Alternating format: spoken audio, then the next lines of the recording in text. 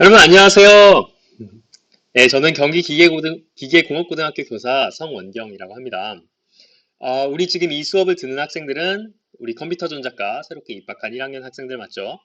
잘 듣고 있나요? 우리가 원래 얼굴을 보고 서로 수업을 해야 되는데 이 코로나19 사태로 인해서 이렇게 온라인으로 우리가 처음 만나서 수업을 하게 되었습니다. 어서 여러분들이 보고 싶은 마음이 있습니다.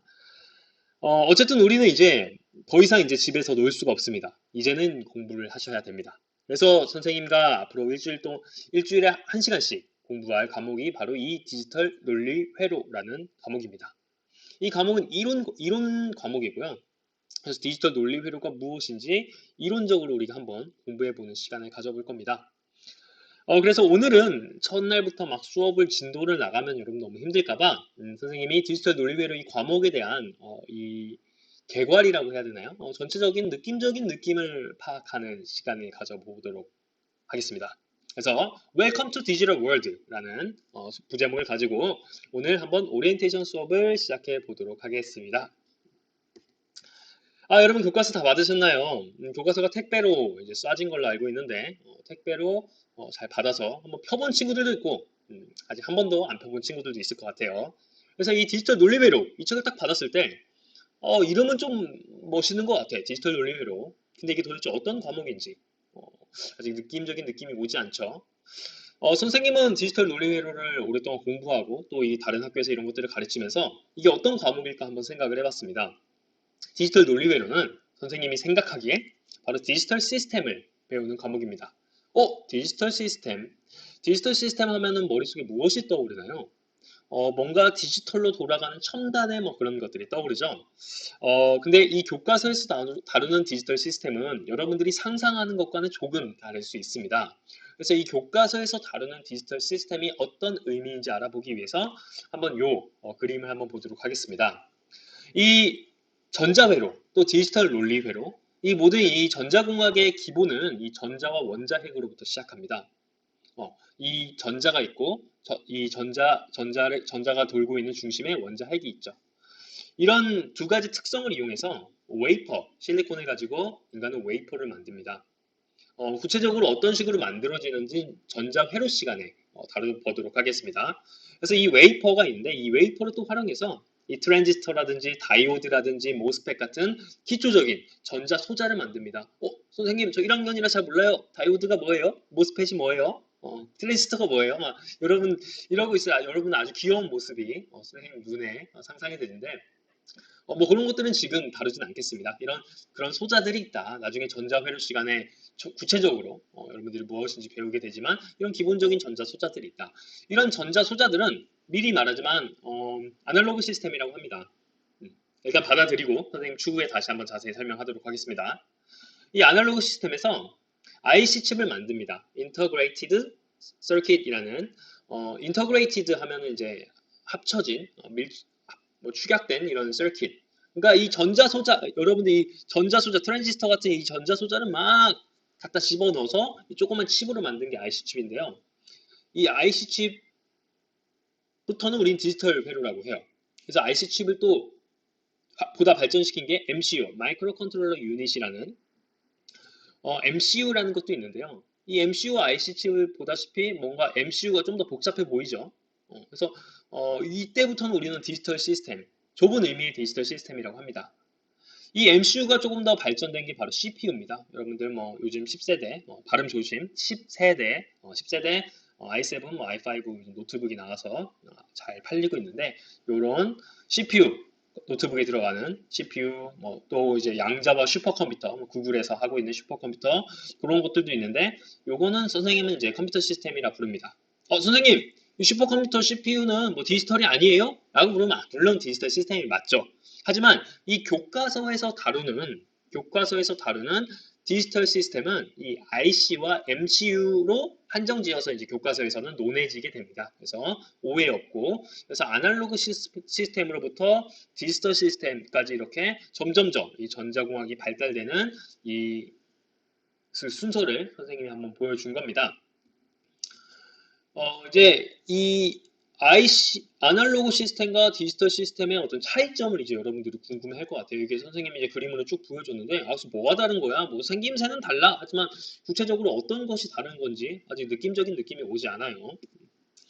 차이점은 무엇일까요? 아, 근데 이 차이점을 논하기 전에 이 시스템부터 한번 얘기해보자. 우리가 시스템이라는 단어는 뭐 자주 일상생활에 쓰진 않지만 이 시스템이라는 단어를 처음 들어보는 친구는 없을 것 같아요. 그 시스템, 시스템 완료 뭐 이렇게 게임할 때 뭐 이런 소리 들어봤는데 시스템 하면은 뭔가 돌아가는 뭔가 프로그램적인 뭐 그런 느낌이 오는데 우리가 이 디지털 논리 회로를 공부하면서 시스템이라는 단어가 정말 많이 나와요. 특히 전자 이 공학을 공부하면서 시스템이란 단어가 굉장히 많이 나오는데 이 시스템을 국어적으로 국어 사전으로 찾아보면은 뭐 잘 안 나오나요? 선생님 좀 이동을 할게요. 이렇게 재밌죠? 이렇게 이동했습니다. 국어 사전을 보면은 뭐 지정 하여튼 뭐 그래서 뭔 말인지 모르겠어 솔직히. 여러분 한번 잘 찾아보세요. 근데 선생님 한마디로 딱 이렇게 정리하고 싶어요. 시스템은 뚜둔 옛날에 이제 스폰지 본 친구들이 있는지 없는지 모르겠지만 좀 세대가 바뀌어서 시스템은 땡땡이다. 바로 시스템은 함수다. 어? 함수? 중3 때 함수 수학 시간에 배워봤던 것 같은데 함수? 함수? 이 함수를 논하기 전에 여러분들 함수의 가장 큰 특징이 무엇인가요? 아, 여러분들 온라인으로 오프라인으로 수업하면 여러분들 얘기도 듣고 막 네가 맞냐 내가 맞냐 이렇게 서로 또 토론도 해야 되는데 이거 재미가 없네요. 여기 빈 연구실에서 혼자 강의를 찍으려고 하니까 여러분들의 목소리가 없어서 재미없긴 한데 제가 묻고 제가 답하겠습니다.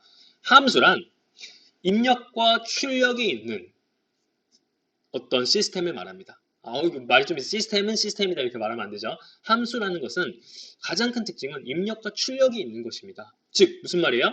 시스템이라는 것은 어떤 입력이 있고 이 시스템을 거쳐서 어떤 출력이 나온다는 겁니다. 예를 들어서 잘 보이나요? 이런 박스가 있다고 합시다. 여기에 500원을 넣었더니 음료수 코카콜라가 나와. 모두 하나의 시스템이죠. 입력이라는 500원, 출력이라는 코카콜라. 이렇게 입력과 출력이 일정한 그 관계를 우리는 시스템이라고 하고 함수라고 합니다. 그래서 여기 이렇게 지금 우리가 디지털 논리회로에서 말하는 시스템이라는 것은 입력과 출력이 어떤 관계를 맺는 그런 것을 시스템이라고 합니다. 그래서 이 시스템과 함수에 대한 이해가 있어야지 이 디지털 회로를 조금 이해하기가 쉬울 것 같아요. 그래서 선생님이 오리엔테이션에 잘 설명을 하고 있는 거고요. 한번 넘어가 보도록 하죠. 아까 IC를 선생님이 처음 보여줬어요. 그래서 IC, Integrated Circuit이라고 나와 있는데 한국어로는 직접 회로라고 합니다. 직접.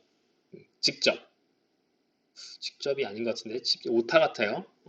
직접인 것 같은데 어쨌든 이 IC를 보면 여기 이게 가시 같은 게 있죠. 가시 핀이라고 해요. 가끔 손에 찔르면 피도 납니다. 여러분 나중에 실습할 때 좀 조심하세요. 요 이 핀이 있어요. 이 몇 개가 있죠? 하나, 둘, 셋, 넷, 다, 일곱, 8개가 있네요. 이쪽에 16개 핀이 있겠네요. 여기는 14개인데 이 핀들마다 의미가 있어요. 여기 예를 들어서 요거 2개는 입력. 여기 인풋과 아웃풋이 있죠. 인풋과 아웃풋. 입력과 아웃풋이 있고 여기 L 가운데 있는 로우 0을 말합니다. 하이는 1을 말해요. 디지털에서. 0, 0일 때 아웃풋 0. 1, 1일 때 1. 이런 식으로 어떤 논리를 가진다는 거죠. 논리, 펑션, 테이블, 진리표. 그래서 여기 입력 1과 0을 집어넣었더니 이쪽 3번 핀에서 출력이 0이 나왔더라. 잘 안 보이나요? 잘 보이죠? 1번과 2번에 1과 0을 넣었더니 0이 나왔던 어떤 입력에다가 출력이 나오는 시스템, 입력과 출력 가진 시스템. 그 다음에 논리를 가지죠. 여기 논리는 어떤 논리라고 했어요? 여기 논리를 나타내고 있잖아. 1, 1일 때는 종이 치네요. 종소리 들리나요? 어쨌든 1, 1일 때는 1 이런 식으로 논리를 가지는 어떤 시스템을 가진다. 이게 바로 이제 직접 회로이다. 그런데 특이한 점이 있어요. 뭐 MCU도 볼까요? MCU 마이크로 컨트롤러 유닛이라고 나와 있는 이 MCU 핀이 엄청 많죠. 어우 마이 갓 너무 많아. 요거 나중에 3학년 때 여러분들이 이런 것들을 배울 텐데, 오씨, 너무 많아. 근데 어쨌든 여기에도 어떤 이런 이진수라는 111, 0000, 101010 이런 것들이 들어갔다가 나왔다가 들어갔다 나왔다 하는 어떤 입력과 출력을 가진 시스템을 가진다는 거죠. 이 MCU라는 것도 핀이 엄청 많지만 IC보다.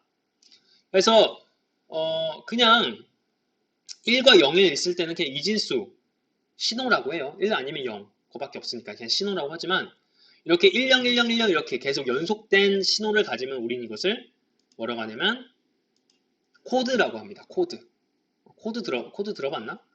너희 코드가 뭐야? 뭐 이렇게도 말하는 것 같은데.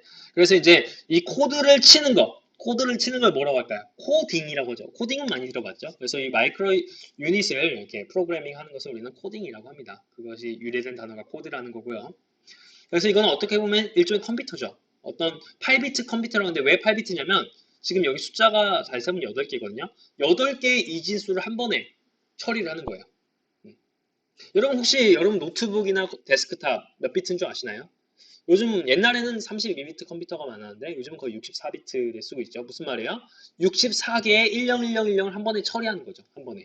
한 번에 64개. 근데 요 MCU 같은 건 한 번에 8비트 8개. 그 다음 IC 같은 거는 한 번에 몇 비트를 처리하는 거예요? 그렇죠. 분명히 여기 어떤 똑똑한 학생들이 이렇게 말해줬을 것 같아요. 1비트를 여기 하나씩 하니까 1비트를 처리하는 것을 말하죠. 그래서 이런 식으로 디지털 시스템이 IC와 MCU가 있다. 이 아날로그 시스템은 그럼 무엇일까요? 이 지금 트랜지스터라는 소자를 가져왔는데요. 뭐 너무 어려워 보일 거예요. 지금 저도 전 대학교 때 이 그래프를 처음 봤는데 너무 충격과 공포였어요. 너무 생긴 게 무시무시해가지고 충격과 공포였는데 여러분들도 아마 뭐야 이게 도대체 머리카락이야 뭐야 막 이렇게 할 텐데 머리카락 아니고요. 어쨌든 우리는 뭐 의미를 파악하기 전에 이게 어때요? 되게 연속적이죠. 이것도 어떻게 보면 아날로그 시스템이기 때문에 입력과 출력을 가집니다. VC, 이 컬렉터 전압 VC라고 하는데 이 입력에 따른 IC, 출력, 전류, V는 전압, 전류. 전압에 따른 전류를 가져요. 얘일 때는 얘. 여러 개잖아. 이거는 이제 그 조건입니다. 베이스 전류라는 조건을 가질 때 얘일 때는 얘. 또 얘일 때고 얘일 때는 얘. 뭐 이런 식으로 어떤 입력에 따른 출력의 특성을 가지는데 선생님이 가리고 있었네요. 가리면 안 돼. 미안해요. 어쨌든 이런 식으로 입력에 따른 출력을 가지는 아날로그 시스템이다. 그런데 지금 이 디지털 시스템과 아날로그 시스템의 차이점을 보게 된다면은 우리는 이 디지털 시스템의 어원을 한번 파악해 봅시다. 디지털 시스템이란 어원은 digit라는 단어로 들어와요. digit. digit. 혹시 무슨 뜻인지 아는 친구 있나요? 선생님도 몰랐어. 선생님도 찾아보고 알았는데 이 디지트는 손가락. 손가락을 또 가렸네요. 이거 좀 뭔가 여기 중간으로 가볼까요? 재밌게. 디지트는 어떤 손가락이라는 의미를 가져요. 이 손가락의 의미를 가지는데 여기 또 참 이게 쫓겨다니는 어떤 신세 같네요.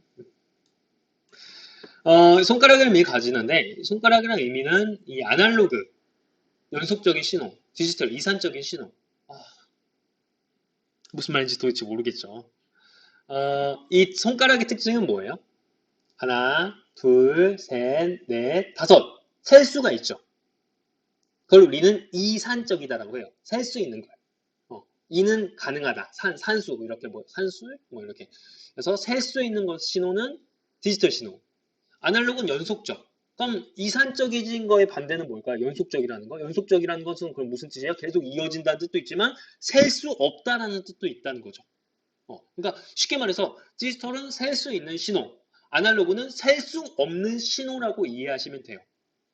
그걸 어려운 말로 이산적인 신호, 연속적인 신호 하면 조금 조금 유식해 보이는 단어고요.